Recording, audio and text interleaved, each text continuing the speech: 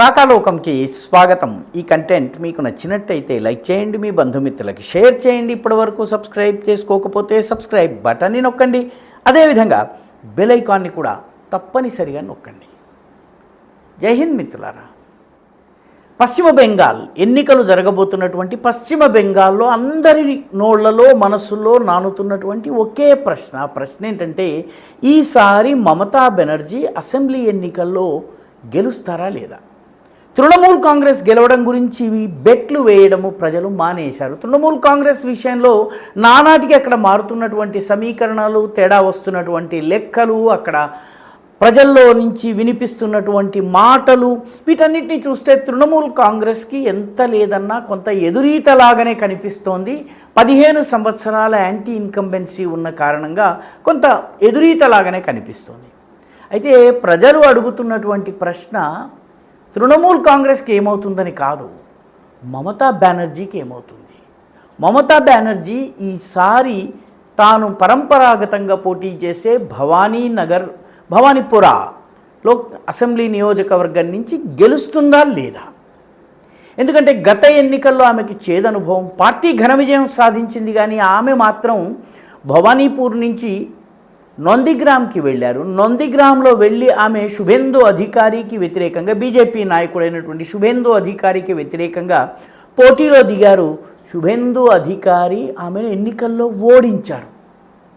Party ఘన విజయం సాధించింది, కానీ మమతా బెనర్జీ తన అసెంబ్లీ స్థానాన్ని కోల్పోయారు. దీంతో మొత్తము విజయపు సరదాలన్నీ కూడాను ఒక రకంగా కాస్త పరదా వేసుకుని మూల కూర్చోవలసిన పరిస్థితి. ఆ తర్వాత మమతా బెనర్జీ భవానీపూర్ నుంచే మళ్ళీ పోటీ చేసి నెగ్గారు, అది వేరే విషయం. కాబట్టి ఈసారి అసెంబ్లీ ఎన్నికల్లో కూడా నొందిగ్రామ్తో పాటు శుభేందు అధికారి భవానీపూర్లో బీజేపీ అభ్యర్థిగా రంగంలోకి దిగారు. శుభేందు అధికారి మళ్ళీ ఒకసారి ఆమెను ఓడిస్తారా? ఇదేదో మామూలు విషయంలాగా కనిపించవచ్చును, కానీ మారుతున్న లెక్కల్ని దృష్టిలో పెట్టుకున్నట్టయితే మమతా బెనర్జీ కొంత ఎదురీతలో ఉన్నట్టుగా అర్థమవుతుంది. ఉదాహరణకి ఆ నియోజకవర్గంలో ఆమె 2011లో మొదటిసారి పోటీ చేసినప్పుడు 50,000 ఓట్ల మెజారిటీతో గెలిచారు. 50,000 ఓట్ల మెజారిటీ. 2016లో పోటీ చేసినప్పుడు ఆమె మెజారిటీ 25,000కు పడిపోయింది, అంటే దాదాపు సగానికి పడిపోయింది. 2021లో ఆమె పోటీ చేయలేదు, నొందిగ్రామ్ నుంచి పోటీ చేశారు, నొందిగ్రామ్లో ఓడిపోయారు. ఆ తరువాత ఉప ఎన్నికలో భవానీపూర్ నుంచి మళ్ళీ పోటీ చేస్తే అది పెద్ద పోటీ కాదు, ఎందుకంటే ముఖ్యమంత్రి కాబట్టి 60,000 ఓట్ల మెజారిటీ ఆమెకు వచ్చింది. కాబట్టి 2021 తరువాత జరిగినటువంటి బైపోల్ ఏదైతే ఉందో, మమతా బెనర్జీ మూడోసారి గెలిచినటువంటి బైపోల్, దాన్ని మనం లెక్కలోకి తీసుకోకూడదు. నంద్యాలలోంచి పివి నరసింహారావు గెలిచినట్టుగా లాంటిదే. కానీ 2014 తరువాత నుంచి భవానీపూర్లో కొంత మార్పు వస్తోంది. ఈ భవానీపూర్ అసెంబ్లీ నియోజకవర్గంలో హిందువులు 76%, ముస్లింలు 24%. అయితే ఈ 76% గనక రెండుగా విభజన చేస్తే 42% బెంగాలీ భాష మాట్లాడేటటువంటి హిందూ ఓటర్లు, బెంగాలీ హిందువులు. ఒక 34% నాన్ బెంగాలీస్, గుజరాతీలు చాలా పెద్ద సంఖ్యలో ఉన్నారు అక్కడ. అదేవిధంగా మార్వాడీలు చాలా పెద్ద సంఖ్యలో ఉన్నారు. బీహారీలు, యూపీ నుంచి వచ్చిన వాళ్ళు, బీహార్ నుంచి వచ్చిన వాళ్ళు కూడా చాలా పెద్ద సంఖ్యలో ఉన్నారు. కాబట్టి భవానీపూర్ నియోజకవర్గంలో 34% నాన్ బెంగాలీ ఓటర్స్ ఉన్నారు. ఇటీవలి కాలంలో గుజరాతీలపైన, హిందీ భాషీలపైన మమతా బెనర్జీ కావచ్చు, తృణమూల్ కాంగ్రెస్ కావచ్చు చేస్తున్నటువంటి వ్యాఖ్యలు, ఇవన్నీ కూడాను నాన్ బెంగాలీ ఓటర్స్ని ప్రభావితం చేయవచ్చు. ఇప్పటి వరకు మమతా గెలుస్తూ వచ్చింది 24% ముస్లిం ఓట్స్ ప్లస్ బెంగాలీలో ఒక 42% ఓట్లలో గణనీయమైనటువంటి ఓట్లను సంపాదించుకుని నెగ్గుతూ వచ్చారు. ఈసారి పరిస్థితి మారింది. దీనికి మొట్టమొదటి ఇండికేషన్ 2024. 2024లో ఆ ప్రాంతంలో మున్సిపల్ ఎలక్షన్స్ జరిగినాయి. ఈ మున్సిపల్ ఎలక్షన్స్లో భవానీపూర్ నియోజకవర్గంలోని పలు వార్డ్స్లో తృణమూల్ కాంగ్రెస్ 2వ స్థానంలో ఉంది, బీజేపీ ముందుంది. అనేక వార్డులలో బీజేపీ గెలుపొందింది, తృణమూల్ కాంగ్రెస్ రెండో పొజిషన్లో ఉంది. కాబట్టి 2024, 2021 బైపోల్లో ఆమె గెలిచినప్పటికీ 2024 లోకల్ బాడీ పోల్స్కి వచ్చేటప్పటికి తృణమూల్ కాంగ్రెస్ అధికారంలో ఉండి కూడా ముఖ్యమంత్రి నియోజకవర్గంలో చాలా చోట్ల ట్రెయిల్ అయింది, వెనకబడింది. కాబట్టి నెమ్మదిగా బీజేపీ బలోపేతమవుతోంది. 2014 నుంచే బీజేపీ ఓట్లకు క్రమేపీ పెరుగుతూ వస్తున్నాయి. కాబట్టి నాన్ బెంగాలీ ఓట్లు, బెంగాలీలోని ఒక గణనీయమైనటువంటి వర్గం ఓట్లను గనక బీజేపీ సంపాదించుకున్నట్టయితే బీజేపీ బయటకు వచ్చి ఏదో రకంగా స్క్రేప్ త్రూ అయి తక్కువ మెజారిటీతోనైనా గెలిచేటటువంటి అవకాశాలు ఉన్నాయని స్థానికులు చెప్తున్నారు.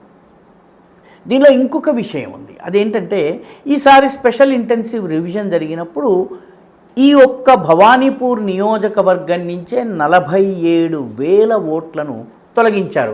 ఏఎస్డిడి అంటే అబ్సెంట్, వాళ్ళు అక్కడ లేరు, డెడ్ చనిపోయారు, లేకపోతే వేరే చోటకి డబుల్ నేమ్స్ ఉన్నాయి డి, ఆ తర్వాత కొందరు షిఫ్ట్ అయిపోయినటువంటి వాళ్ళు వేరే చోటకి బెంగాల్ నుంచి బీహార్కి, యూపీకి, గుజరాత్కి ఇట్లా పనిచేయడం కోసం వెళ్ళిపోయిన వాళ్ళు, దీన్ని ఏఎస్డిడి కేటగిరీ అంటారు.